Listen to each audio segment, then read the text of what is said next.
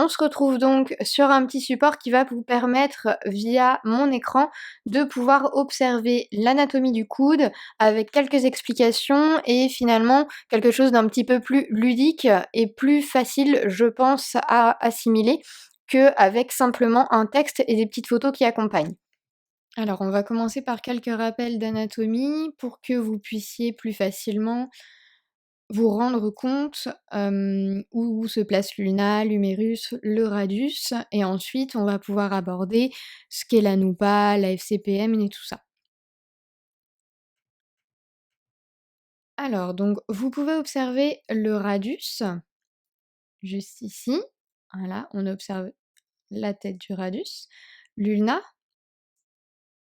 voilà, avec l'olecrane. Donc l'olecrane, c'est la partie qui va former le bout du coude que vous allez pouvoir, sentir finalement, cette espèce de petite bosse que vous voyez.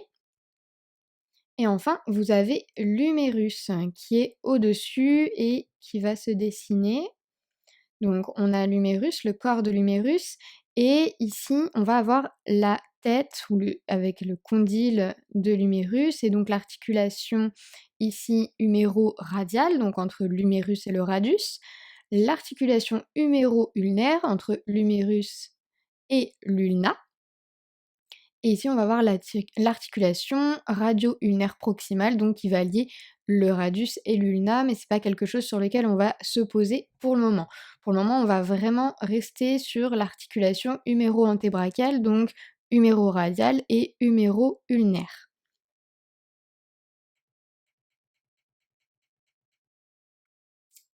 Là, vous pouvez plus facilement observer le corps et le condyle de l'humérus, qui vient vraiment s'ancrer dans l'avant-bras. Donc dans l'ulna, d'une part, puis dans le radius. En fonction des espèces, on va avoir des proportions différentes.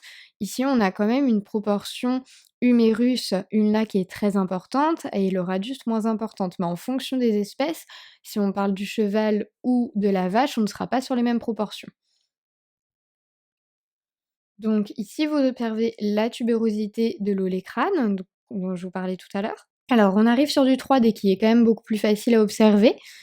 Donc, on reprend, on observe bien l'humérus ici, avec son condyle, le corps de l'humérus. On a le radius et l'ulna ici. On va faire un tour entier pour que vous puissiez vous rendre compte d'une manière 3D la conformation du coude.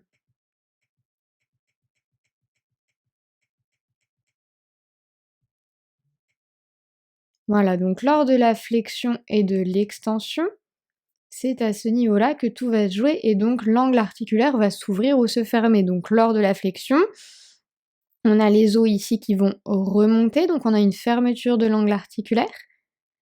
Tandis que pour l'extension, ce sera le contraire, on va avoir une ouverture de l'angle articulaire. On va se baser sur un livre de Robert Barron et plus particulièrement sur la planche 270 qui illustre le radius et l'ulna gauche chez le chien. Donc cette fois, on va plutôt parler de la Noupa.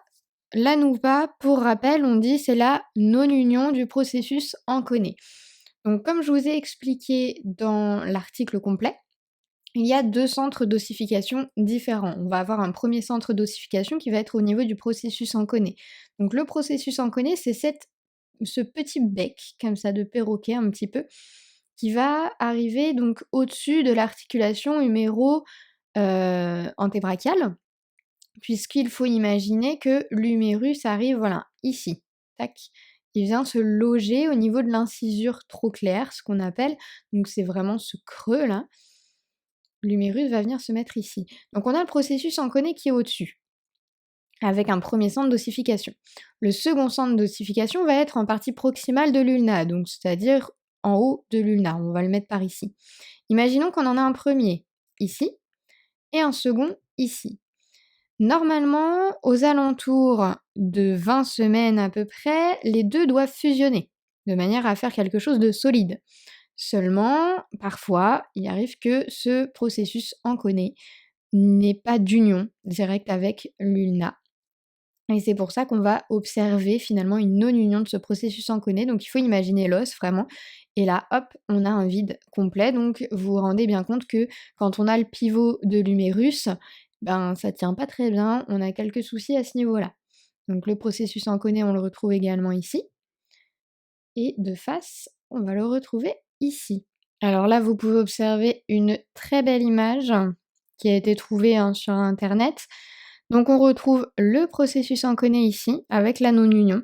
Donc là, c'est vraiment une superbe image. Je vais la mettre dans l'article complet puisqu'elle est vraiment bien faite. Là, vous avez l'humérus ici, le ligament collatéral, voilà, et donc l'ulna avec sa non-union du processus en côné. Sur la même planche pour la FCPM, donc la fragmentation du processus coronoïde médial. Donc le processus coronoïde, où est-ce qu'il va se trouver? Donc le chien va avoir un processus coronoïde médial et un latéral.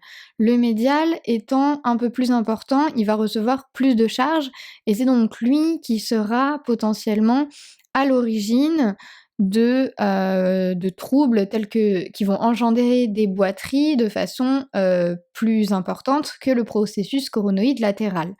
Donc les processus coronoïdes, où est-ce qu'ils se trouvent? Donc là, on le voit, le processus coronoïde médial, puisque là, on est sur la face latérale, hein, donc le latéral se trouve ici en premier plan et le processus coronoïde médial se trouve en second plan.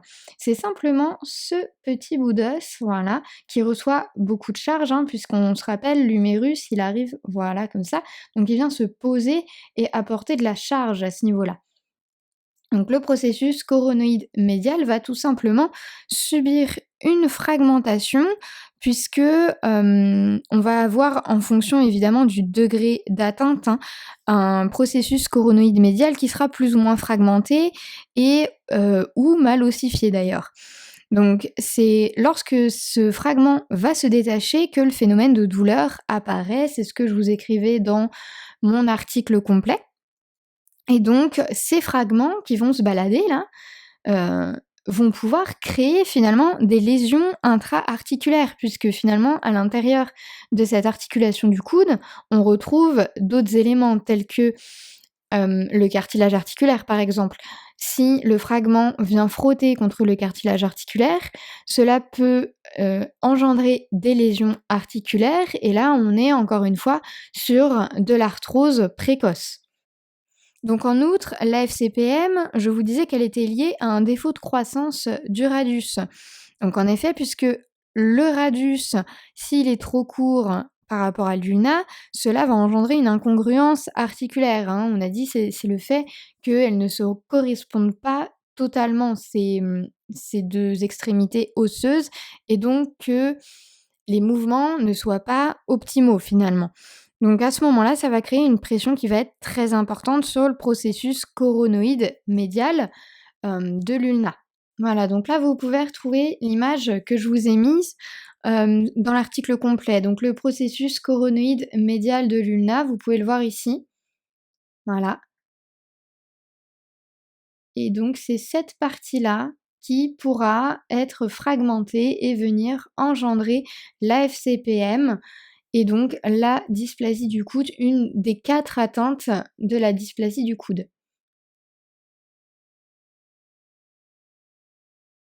On va continuer avec la même petite photo. Donc on parlait du processus coronoïde médial de l'ulna, mais maintenant on va plutôt parler donc du condyle médial de l'ulna qui est donc juste au-dessus, hein, toujours. Donc là on a la face médiale et ici la face latérale. Donc ce condyle médial de l'humérus, lui, va subir une ostéochondrite disséquente appelée OCD. Donc là, on se base une fois de plus sur une planche d'un des livres de Robert Barron. Donc là, on est sur le tome 1 de l'ostéologie et on est plus particulièrement sur la planche 254, étant l'humérus gauche de chien. Donc, on va parler du condyle médial de l'humérus. À la fin de la crête épicondylaire, on va donc retrouver l'épicondyle latéral qui se trouve sur le condyle latéral et donc l'épicondyle médial qui se retrouve sur le condyle médial. Ce condyle médial va donc subir une ostéochondrite disséquante, c'est-à-dire que finalement c'est une inflammation de l'os, donc du condyle médial de l'humérus, qui va provoquer la libération d'un bout de cartilage. Pour rappel, au niveau d'une articulation, on va retrouver du cartilage articulaire au bord de l'os sous-chondral qui va permettre de le tapisser et d'avoir des mouvements optimaux sans, que les os ne soient directement en contact. Bon, sachant qu'on a quand même la synoviale qui va permettre, d'avoir un mouvement fluide sans accroc. Donc la libération de ce bout de cartilage au sein de l'articulation, c'est ce qu'on va appeler la souris articulaire. La souris articulaire, c'est ni plus ni moins un petit bout, de cartilage qui se balade, hein.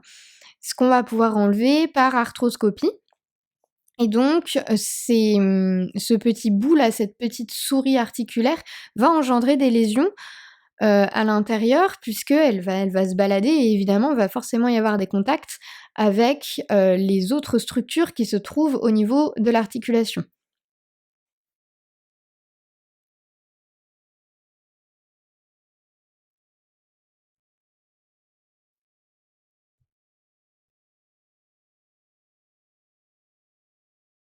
Cette jolie image qui a été trouvée sur la dépêche vétérinaire, c'est une image que je vais vous mettre donc, dans l'article complet.